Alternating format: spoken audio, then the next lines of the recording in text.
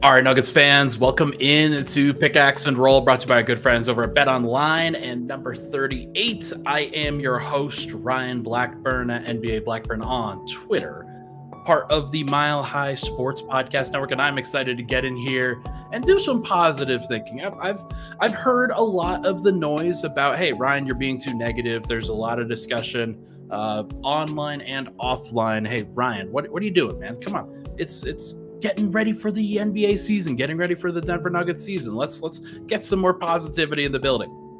Okay, I'm here to do it. We're going to do 10 reasons to be excited for the Denver Nuggets season in the second and third segments. I'm really, really excited for that, just to kind of change the vibe and change the energy. The Nuggets have their preseason finale tonight. Not going to talk about that too much. We don't really know who's going to play. Hopefully Denver wins. It would be nice if they didn't go 0-5 in the preseason. That would be great. But I think that they can absolutely do it. It sounds like they're going to play their starters at least a little bit, and that should be great. We'll do a little bit of NBA rankings in the first segment, though, and I'm very excited to be able to talk about that. Should be very good. But before we get into anything, this podcast, as you know, is brought to you by the good friends over at BetOnline, the world's most trusted betting platform and your number one source for everything sports betting, every stat, every matchup, and even live odds and spreads to bet on during the games, with the largest catalog of odds on everything football, MLB playoffs, NBA, NHL, and much more. When the game's over, head on over to their online casino if you so choose. Head to the website today to get in on the action with America's most trusted site for online wagering. BetOnline, the game starts here. Once again, I'm your host, Ryan Blackburn. Thank you so much for tuning into the show. Really appreciate all the love and support on the podcast. As always, hit that like button, hit that subscribe button. Would really, really appreciate it. We're going to get into the positivity in just a second, but right now we're going to get into some righteous indignation. There are two major sports websites that have come out with NBA rankings that have done a really good job of making them public and making them accessible for NBA fans to be able to go see. ESPN and The Ringer. I'm going to compare and contrast their Nuggets rankings here real quick, and then I'm just going to laugh at some of the funny placements on each of those lists for some of the other players in the NBA, because there are a lot of them. And we're going to start with ESPN. They have Nikola Jokic ranked first, which is great. It's the first time that they've ever done it, despite the fact that over the course of the last 4 seasons, he has won an MVP, a finals MVP, and an MVP. That's a lot of awards to not be treated like the best player in the world when he has clearly been the best player in the world over the course of the last 4 years or so. It's dumb. It's a dumb thing. I can understand why prior to the championship they held out a little bit because Giannis was still doing Giannis things. Kevin Durant had a season coming back from his injury, but overall, like once you win the championship and are the finals MVP and are just so dominant that nobody else has anything that they can do with you, there was zero reason for them to rank Jokic second overall last year, but they did it, and then they got burned for it because it looked really dumb with Giannis ranked first and Jokic ranked second. C'est la vie. They corrected themselves. Jamal Murray clocks in at 31. He's outside of the top 30. Previously, he was, I believe, kind of in that 15 to 20 range or so. That is the area where ESPN often ranks the second best player on all of the NBA conference finals and finals teams. I remember CJ McCollum being in there in their 2019 edition after the Portland Trailblazers went to the Western Conference Finals over Denver, and that looked dumb at that point too. Jaylen Brown is now there, I think, at like 14, which is too high for him. But Jamal Murray has a precipitous fall. And I think 31, it's not that far off from where you think he is kind of on a more consistent basis. So I'm not really surprised that he ended up there. Aaron Gordon is at 49. I think that's a fair place for him, kind of in that 45 to 50 range. Anything below that is kind of odd, but He is the third best player right now for the Nuggets. But the real disappointing one was Michael Porter at 89. I don't really understand that one, and I don't think anybody really understands it at all. Michael Porter at 89 was crazy, especially with the way that he now looks in preseason, and like he was never going to regress after last year. It just felt like he was in line for potentially a career year, and I think that he is. I think he averages over 20 points, probably close to about 7 rebounds again, and maybe a couple assists. He's going to shoot the ball really well, and I think those numbers would yield him in the 50s, maybe even the 40s if he has a great season. But unfortunately, he is now at 89. And some of the funnier placements on this list ahead of him, Derek Lively at 56, the rim rolling center for the Dallas Mavericks, who was kind of in and out of the starting lineup because they got Daniel Gafford and decided to start him. Zach LaVine at 74 is deserved to be above Michael Porter, I think, but him at 74 and then DiVincenzo at 75 is crazy. LaVine is a better player than DiVincenzo. He's also a better player than Klay Thompson, who is still ranked 71st. I have no concept of why Klay Thompson is ranked ahead of Michael Porter at this point. He will have some good moments with the Dallas Mavericks, but the last impression that people have with him in Golden State is going 0 for 10 in a play-in game. Like winner take all, he was 0 of 10. And it just kind of odd. KCP at 62. That's just funny. Like Michael Porter's clearly a better player than KCP. And the love that he has gotten in some of these rankings was unranked, I believe, in both the Ringer and ESPN rankings. To be ranked above Michael Porter Jr. is crazy. Jonas Valanciunas at 91 ahead of Herb Jones, his own teammate. That's a wild placement for sure. Valanciunas is now in Washington. He is going to be part of the cooked brigade in Washington. That team is going to be horrible once again. And then Alex Caruso at 59. It just like the specific role player guards and the role player centers, for whatever reason, they have a higher placement on some of these lists than I think a lot of people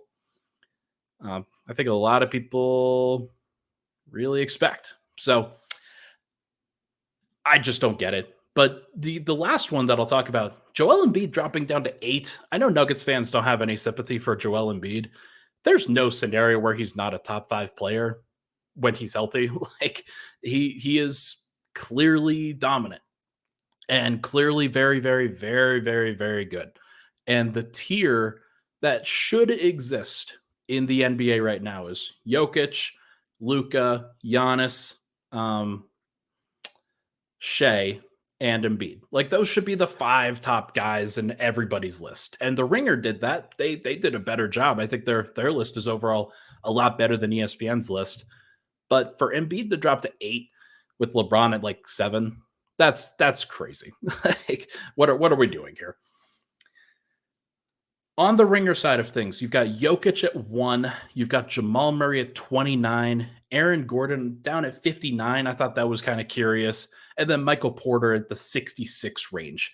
That I think is more reasonable for Porter. But for Gordon, kind of underrated, I would say, in these particular rankings. Some funny placements on that one. Alex Caruso, again, at 61. Like he deserves to be closer to 90 rather than anywhere in that top 80 or so. Brook Lopez at 70 is not going to look good, nor will Naz Reid at 72. I understand that he just won 6th Man of the Year and is a young player who will probably continue to get better, but he was in a very advantageous position last year. Might still be this year, but I just don't really believe in the defense as a whole. And then just when teams really adjust to him, I don't think that they're like, he's a great player. He's a talented player, but I just don't think that 72 is like, that's too high. And then Josh Giddey at 100 is just kind of funny. Like I don't necessarily have any real points about Josh. I don't think he's going to be great in Chicago, but maybe he'll be fine. But overall, this was a much better list, the Ringer, than ESPN. Just like they put in a whole bunch more thought into the accuracy of the rankings as opposed to anything else, trying to generate clicks or whatnot. but this is just what happens. Like, obviously, these rankings are made so that people can talk about them. I am not here to argue otherwise. I have officially talked about them.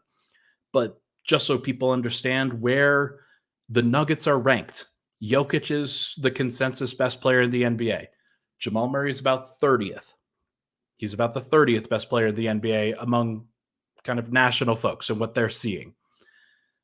Aaron Gordon is kind of in that 50 to 55 range for most people. Like, he's probably just outside the top 50 for a lot of people and is in that 50 to 55 range. And then Michael Porter is kind of a little bit more all over the place, but he's clearly outside the top 60 and could be all the way down to 89, as we've seen with this ESPN ranking. So this is where people see the Nuggets now. The kind of, you've got the one superstar. You have no other all-stars. You've got a really good player in Jamal Murray. You've got a good supporting player in Aaron Gordon. You've got kind of a fringe good starter in Michael Porter. So that's just where people see him. No other top 100 players, and there shouldn't be. I don't think that Christian Brown or anybody else, or including Russell Westbrook, I don't think they deserve to be in the top 100. But I will say that if Denver wins another 56, 57 games this year, it's going to be hard for me to argue, like, shouldn't Aaron Gordon be higher? Shouldn't Michael Porter be higher? Shouldn't Jamal Murray be higher?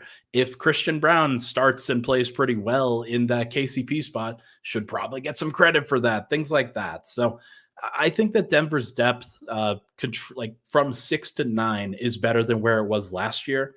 And again, that's a thing to be optimistic about. So will be interesting to see how this season sort of pans out for Denver. I've been a little bit too negative, but reading these rankings, it makes me want to just kind of do everything a little bit differently and wanting to be a little bit more positive. So look, going to be fascinating to see where this breaks down. But when we come back, we're going to do positivity time. We're going to talk about the 10 things that I have picked out for Nuggets fans to be very excited about this upcoming season. I'm looking forward to talking about it all with you. We will be right back here on Pickaxe and Roll.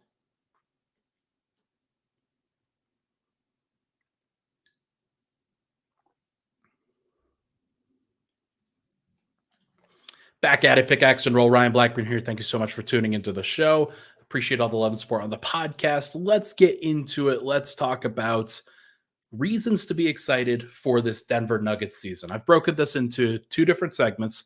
We'll talk about the first 5 in right now, and we'll talk about the 6 through 10 in the third segment.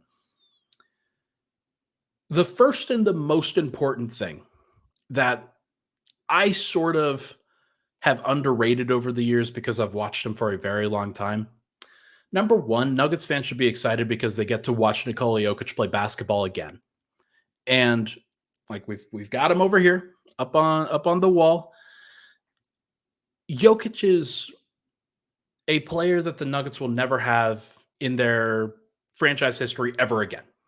And it is important to value that. It is important to take stock of that and to understand how lucky and crazy it is that a player of that level is able to do this. A player of that level is able to carry the Nuggets the way that he has through regular seasons, be a 3-time MVP, be a finals MVP.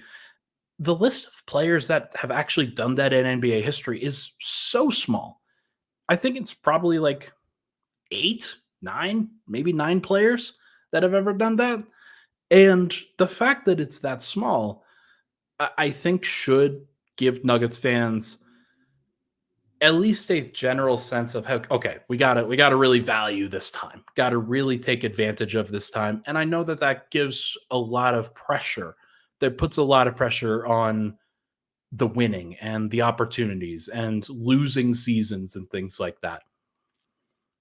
I don't consider, like, when Murray was out, for example, the 2 years that he was out, I don't consider those lost seasons like other people do, because we got to watch Jokic put together some incredible runs and do some incredible things and really level up as a player. It made him better. And I think it made him less dependent on other people in order to be special. And that's what ultimately turned him into the best player in the NBA. hypothetically, if you give him all of the weapons at all of the times, there are certain things that he would not have learned how to do, I don't think, in terms of fully taking over, fully assuming responsibility, and making sure that he could deliver in those moments. And I honestly think that made him, like, that experience made him a better basketball player, especially in the NBA, where sometimes it's on you as the star. So I'm very excited to watch Jokic play basketball. He does look a little bit mopey at times, but I am hopeful that once you get into the swing of things in the regular season and the Nuggets start to win a little bit more, that the feeling will just become a little bit lighter for him and he'll just have a little bit more fun on the basketball court. And maybe that happens, maybe it doesn't, but I think that Nuggets fans will have fun watching Jokic. That's for sure. Number 2, Michael Porter Jr. looks like a better basketball player than ever before. This is, I think, very exciting for people. I remember his second season where he averaged 19 points per game, just looked like a dynamic player on the offensive end, moving really well, playing really well. And then he had that third back surgery, and it sort of set back his physical progress a little bit. He was a little bit stiff. He was a little bit tentative in terms of crashing the glass and throwing around his body. And over the course of these last couple of years, he's gotten more and more accustomed to playing physical ball, to doing what he needs to do as a player. And I think now with this past offseason, he has made some physical transformations. He's added weight, he's done a lot of good things, and just looks comfortable. And I'm really looking forward to seeing what he can do for this particular season. If you've listened to the show, you'll know that I made the prediction. I think that Michael Porter is going to score 20 a game this season, which would be a career high. It would be a career high for a season for him. And I think that he is ready to do it. The Nuggets are going to have to trust him. They're going to have to value what he does. Other guys will sometimes pop off, and maybe Jokic will score 30 consistently, or maybe Jamal Murray just bounces back and has a great year, or Aaron Gordon, like in a contract year, potentially decides that he wants to try to get involved a little bit more as a scorer. But I'm looking forward to seeing what Mike brings to the table. I think he's going to be a better basketball player, and that will make the Nuggets a better basketball team. Number 3, Jamal Murray. Obviously, it's been a tough preseason for him. The injury stuff, I think, is a little bit concerning. I want to see what he does tonight. I think it would just be really nice because I think he's going to play. It would be really nice to just see, hey, you're looking dynamic, looking good, moving pretty well, shooting the basketball pretty well, even against some tough defenders.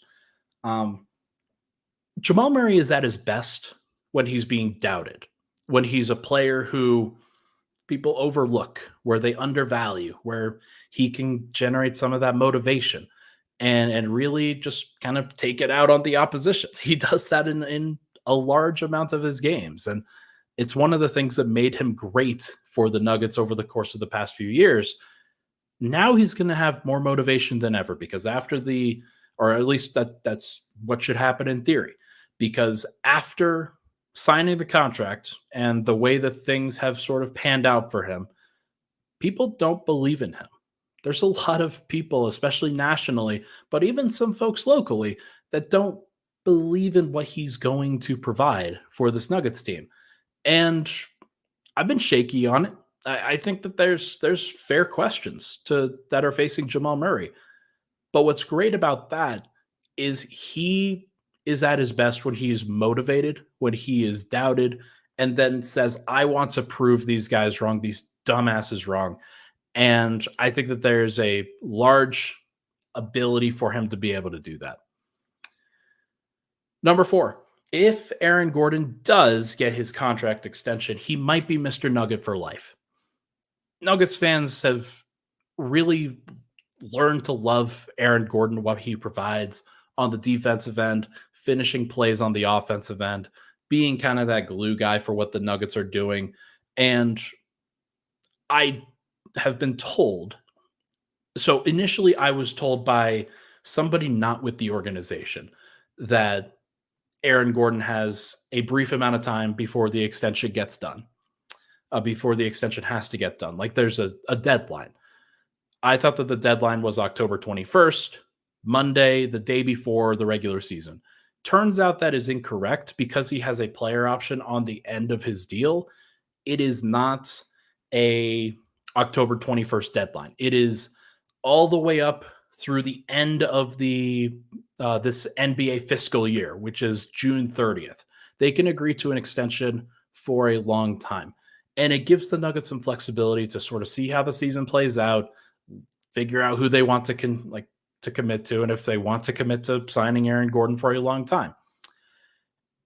I think that they should, but I also can understand why they would wait. I can understand why they want to give themselves some flexibility, making sure that they're making the correct decision.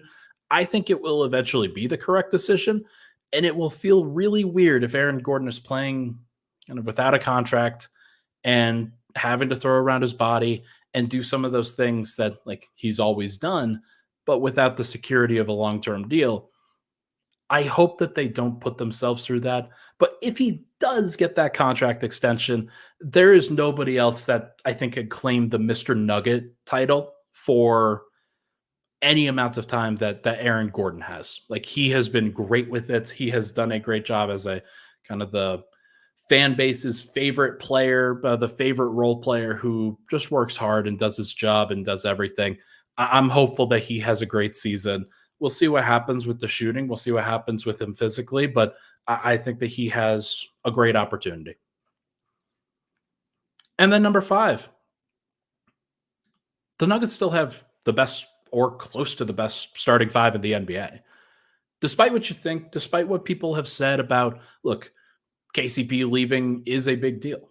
Like it is, of course, a big deal. He's a good player. He's somebody that was a rotation player, was a starter for Denver, and they now don't have that player who was providing good value for the Nuggets. What I will say is that Christian Braun, okay, unfortunately here, Christian Braun has shot like 7% from 3. He's made 1 of 13 from 3 in the preseason. That is not going to continue. He's going to be better in the regular season. I think that it's just kind of early preseason jitters, and we're going to need a larger sample size before making any sweeping conclusions here. But if Christian Braun is hitting his threes, this Nuggets team and this Nuggets starting lineup is going to be just fine. Like any lineup that has Jokic and Murray out there last year was a plus 15 net rating. And I don't see any reason why it would be that different with Christian out there because the offensive responsibility still going to fall mostly to Jokic, Murray, Porter, and Gordon. Christian Braun just needs to fit in, and when he gets the opportunities, be aggressive with them. But I still think the Nuggets have one of the best starting lineups in the NBA. Christian is definitely not proven, but he can become very, very good within that role if he takes the time to do it. So, and if the Nuggets give him the time as well. So I'm looking forward to seeing what he does. But it'll be interesting to see whether he can really step up in that regard. Does he shoot the same percentage that he shot last year? Does he get a little bit better from the corners? I'm curious to see how he handles it. When we come back, 5 more reasons to be excited for this Denver Nuggets season, including Calvin Booth has the ability to upgrade the roster, and people don't really fully appreciate it. We'll be right back on Pickaxe and Roll.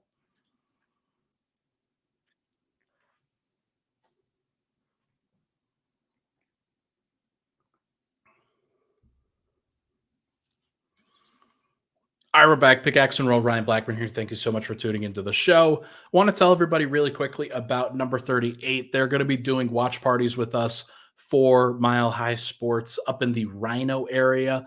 If you've ever been up there, if you've ever been over to number 38, it's great. It's a lot of fun. Make sure to go vibe out, hang out with the Mile High Sports crew while we're there. We'll be doing pregame pods, postgame pods. Make sure to come up, say hi, do everything you can if you're out there. We'll be doing Nuggets watch parties. We've already done some Buffs watch parties. They've been fun. And Broncos watch parties when they're available. So going to be a very interesting year up at number 38. And obviously, a lot of great shows in town. So make sure to let number 38 know that you came from us. All right. Final segment here. 5 more things to be excited about as a Nuggets fan. Number 6. growth of the young trio of Christian Brown, Julian Strother, Peyton Watson. I'm lumping these three in here all together, but I will say, not having seen Peyton Watson for a while, I think Nuggets fans are they've missed out on one of the reasons why you should be excited for this year. I think there is a chance that Peyton Watson is a starter for the Nuggets in the future. I'm not sure what position he starts at, but there is absolutely a chance because of his defensive capabilities, because of players like Herb Jones, who I talked about in the top 100 ranking. Peyton Watson's one of those guys that could be a really, really impactful defender. Christian Brown is a solid defender. Like, he's a strong option in a lot of different cases. Peyton Watson has a chance to be a not generational defender, but like an elite defender in the NBA for a long time. And if he can figure out the offensive end, then that might ultimately sort of upset the apple cart for what Denver's expecting from their starting lineup going forward. In addition, Julian Strother's had a great preseason, despite the fact that he's just fighting for a rotation spot right now and making sure that he's involved there. Maybe he is a future starter for the Nuggets in a different configuration of the team down the line. I don't want to sit here and like do too many predictions on who's going to have the largest role for the Nuggets going forward. Right now, it looks like Christian Brown is the guy who fits, who needs to be in there for a little bit. That might change in the future, and it might be Julian Strother, it might be Peyton Watson. But I'm curious to see the development of all three of those guys. I think the Nuggets have to value all three of them for that reason. Going to be fascinated to see what those guys look like going forward. I believe in all three of them. After some shakiness from Strother initially trying to figure some stuff out, the way that he is converting, the way that he is now hitting his shots, he looks like a dude. And Peyton Watson already looked like a dude before, so excited to see what he does. Number 7, the Russell Westbrook experience is certainly going to keep things interesting. It's absolutely going to be fascinating. I am curious as to what it looks like in the regular season. And hey, if there are games where he goes 3 of 12, 1 of 4 from 3, 2 of 4 from the line, and 4 turnovers, and then is a minus 20, like, is that going to change the energy a little bit? Is it going to change the vibes a little bit?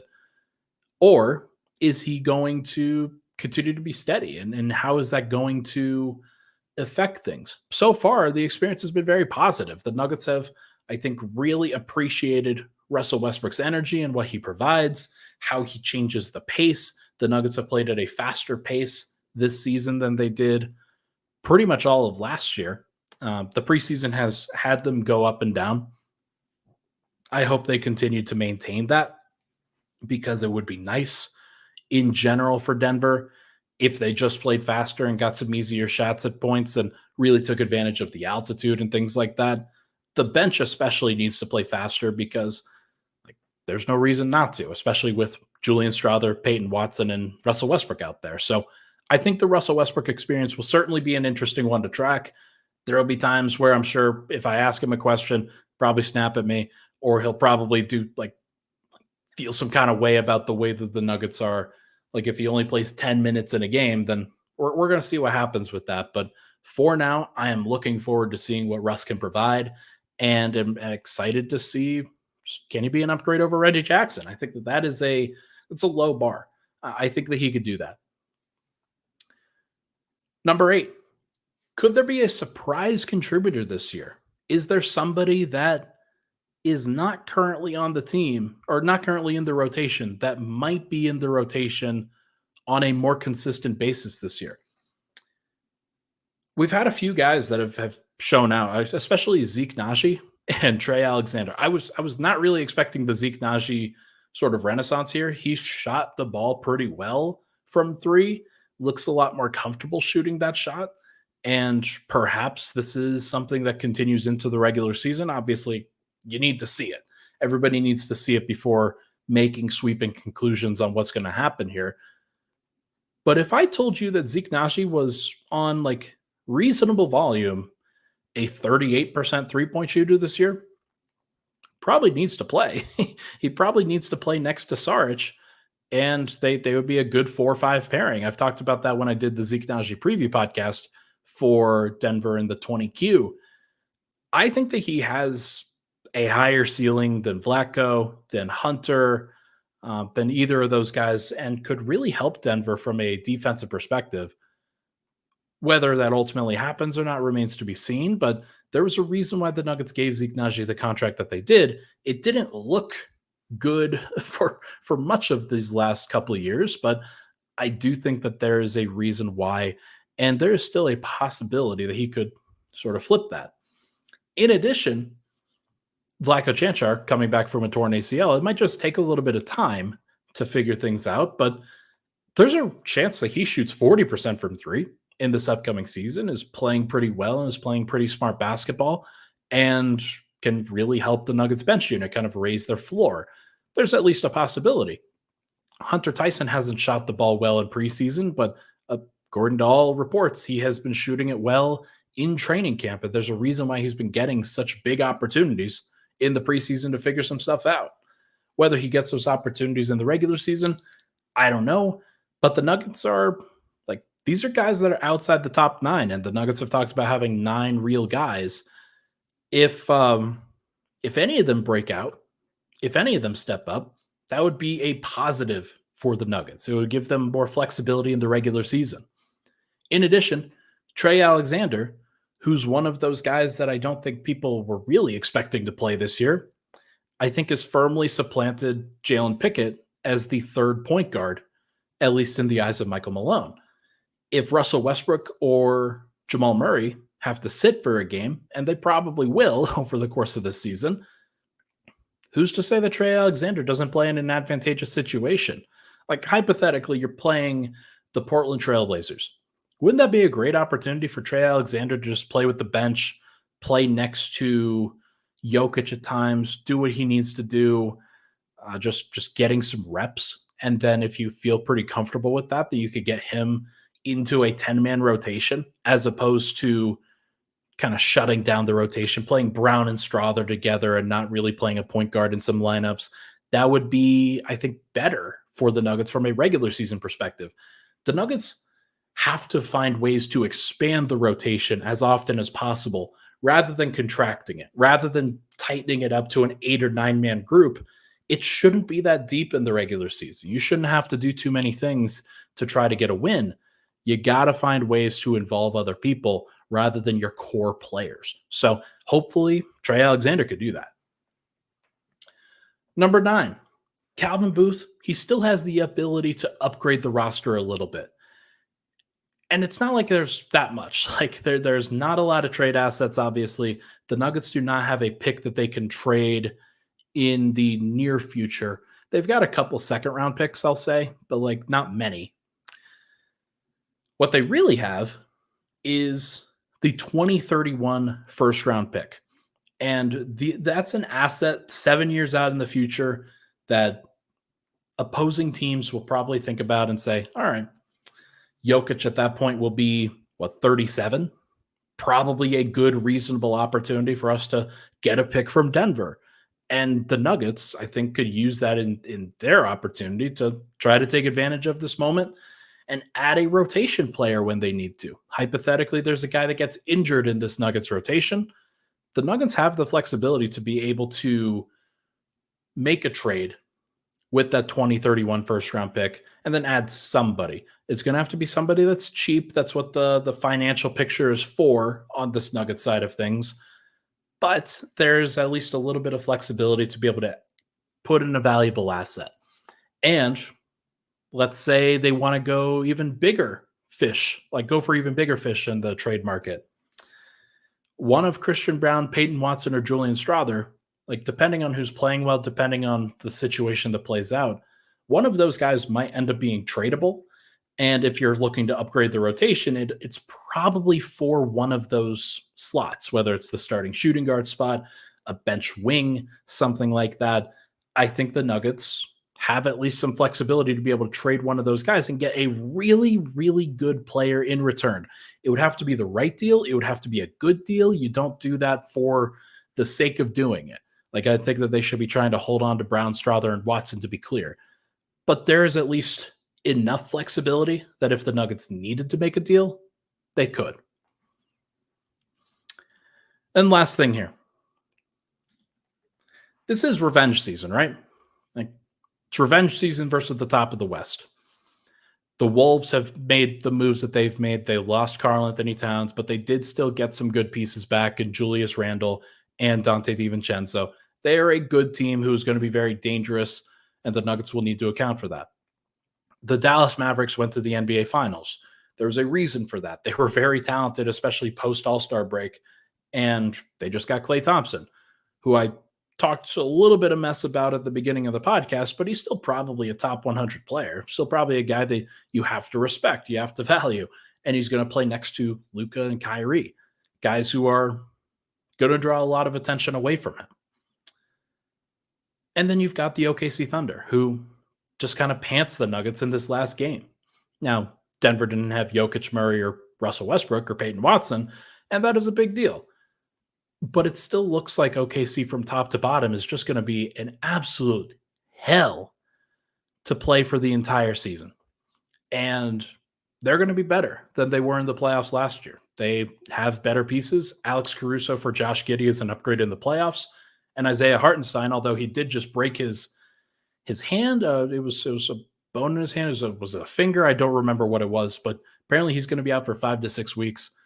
Doesn't matter that much. He's still going to be a major factor for what OKC is going to do in the playoffs, especially against a team like the Nuggets with Jokic. I'm very curious to see how the Nuggets handle that, what they decide to do, and how they can match up with each of those three teams. There will also be some teams like Memphis upcoming, and Sacramento, and the Lakers, and New Orleans if they ever get a center, and teams like that are going to be tough matchups. And yet, the Nuggets still have the best player in the world.